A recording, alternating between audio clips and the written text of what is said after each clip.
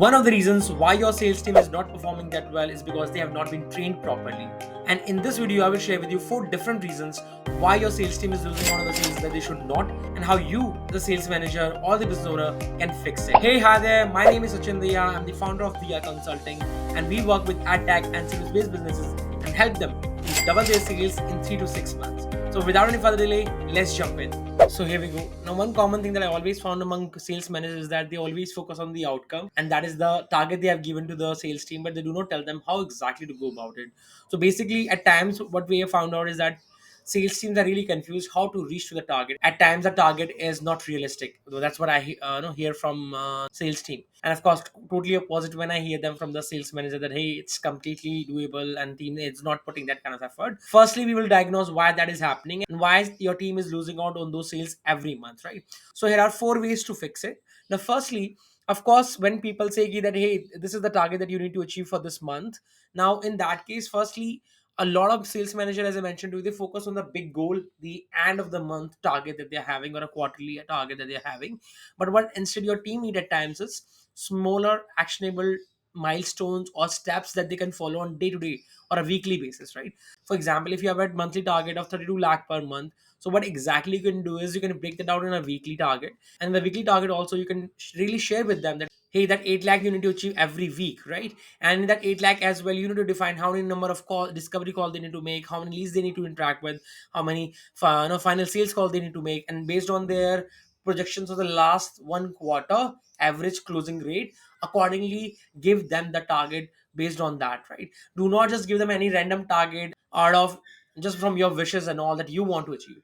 Firstly, you need to see the growth in a step by step process. So whatever they have done in the past in last 3 months and on an average, increase a bit further in that and give that target, which will be a realistic target, and hence you can increase those projections going forward as well. That is a more realistic and best way to approach when it comes to giving the target and setting the target for your sales team, because it is more realistic, and also your sales team will feel that that is doable. Do not just focus on giving any random number that you want your sales team to achieve. At the end of the day, they are also people, they're also human being, and growth does not happen just like that. You need to see this incremental growth, and then once they really master that, then you can give them some lofty goals as well, and of course align your increments according to that. This is exactly we share, and that's the biggest factor I found out why sales team are not able to close more sales, because there are some unrealistic expectation from them, and they just take more pressure on it and hence not able to close it.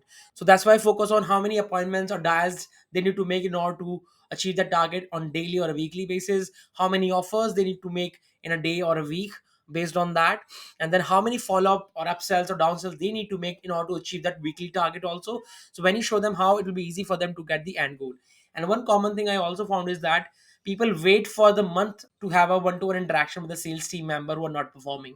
We always recommend track their weekly data and give them weekly feedback, because for example, if they are not able to perform in a certain week, it will give them another 3 weeks to perform better, like after getting your feedback, and they might improve as well, despite that waiting for a 1 month to give them the real feedback. Hey, things are not going as like that and that, right? So make sure you give them weekly feedback so that they can really improve on the weak points or wherever they are not performing, and they have another 3 weeks to make it up and of course achieve the target, or at least go close to the target that that you are having for them, right?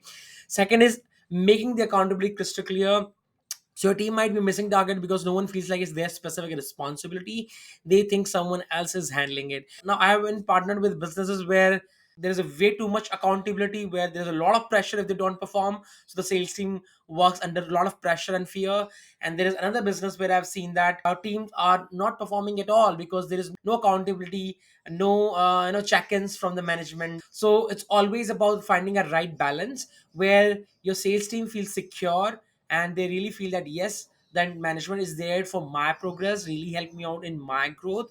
So keep them accountable but in a right way, and also make them feel secure that hey, they are working in the right environment where they do not just have to fear and take a lot of pressure just to achieve that target. And that's why I always recommend keep a right balance, set the expectation correctly whenever somebody joins your sales team, that hey, this is what is expected out of you, and these are the perks of working here. This is something that we're going to provide to you, the safety, the security of your job.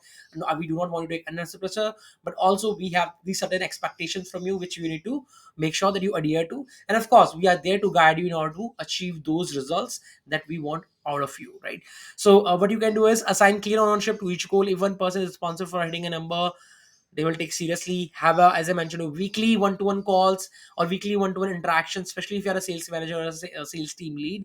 For instance, the target is to close 10 clients this month. Assign it to one person and hold them accountable, and also add it into the incentive structure as well. I'm sure a lot of company already do that. If you're not doing it, make sure you bring this in your sales structure. If they're able to bring X number of sales, then they will be able to get Y percentage on the commission apart from the basic salary that they are getting. And also we do recommend that have at least like a some kind of daily report or a weekly report that they can submit to you as a sales team leader or a sales manager, so that you can really see what all they are doing in your day-to-day activities and how much time they are spending on sales generating activities. Most important thing, how much time they are spending in their day on sales generating activities. Most important part, right? So bring this culture in, and I'm sure this will help you. Third one is focusing on the outcomes, not the hours. Now, your team might be working long hours but still not achieving the results. The problem, they're focusing on time spent, not on the outcomes achieved. So, shift your focus from how many hours did you work to what exactly you accomplished today. So, this is the most common thing in sales because they are always focusing on the number of dials and the dial hours and all that stuff, calling hours, you can call it. But it's not very important. What exactly you want is how many quality work, how much quality work they have done, how many sales generating activities they have done, right? So just do not focus on the number of calls only. Yes, that matters a lot, but along with that, qualitative analysis is also very, very important. So make the conversation about the results, not the effort. Reward the team member based on achievement, not on just their hard work, right?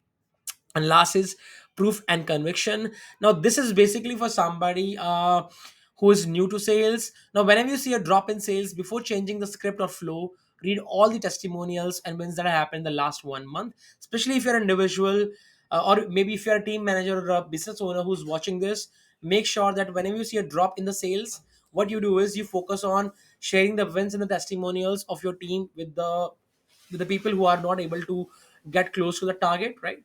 This will really help them to boost their confidence about the product, also about them also, because nothing is much better than us any kind of success story or a proof that they have generated in the past 1 month from their sales.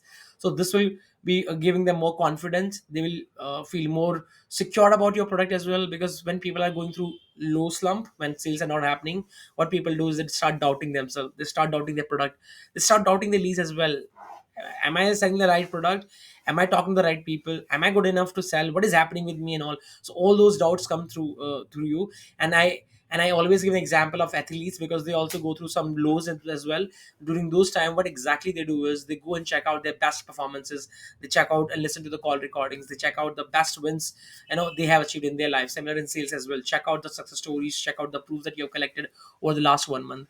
This will really boost the confidence of your team and of course that particular individual who is going through a low slump in the sales. So conviction solves most of the sales problem. If you want to see real growth in your business and want your team to hit those target consistently, make sure you follow these four different points that I just shared with you. So these are the four things which I commonly found that a lot of sales team are missing when it comes to their day-to-day activities.